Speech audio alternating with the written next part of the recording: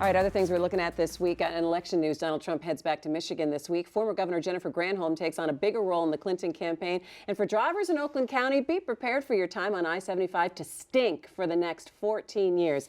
Let's go ahead and take a look at the election news first. I don't know if Donald Trump and his people watched our show last week, but I think we were talking about pretty much that he doesn't really have a shot in Michigan. Why is he coming back? Nolan, let me ask you first. He must see something, the campaign must see something that we're not seeing in our polls. They should have watched our show. Could have watched our show last week. Or you would, you would think they would be places, but at this point, you know, they're not that many places where they are competitive. So I think, you know, they're starting from scratch and seeing what they can do.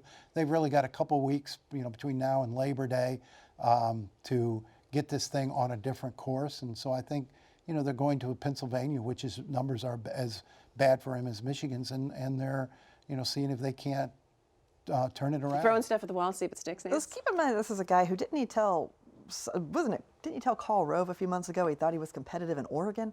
I mean, this is a guy who isn't competitive most places. And he believes in himself. Well, he does have a little bit of ego, eh? But in Michigan and Pennsylvania, he at least has a narrative that he can push. That, you know, the trade thing, which has been a big part of his shtick.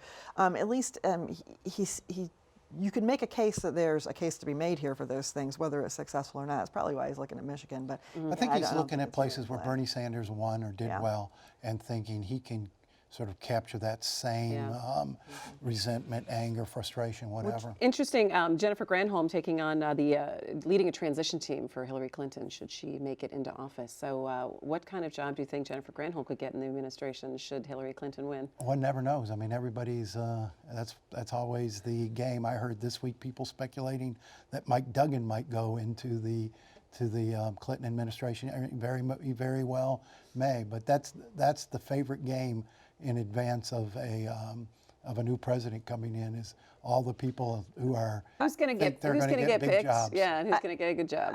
I've only lived here since 2000, but I remember every presidential campaign people have talked about what governor might go do in what administration, or whether or not they'd run for president or be tapped for vice president. This is everybody's favorite game.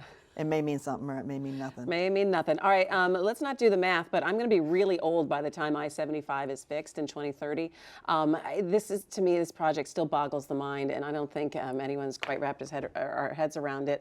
Nancy, what will happen to you by the time this will be done? My child will have graduated from high school. Hopefully have started college. I will be really close to Social Security eligibility. Nolan.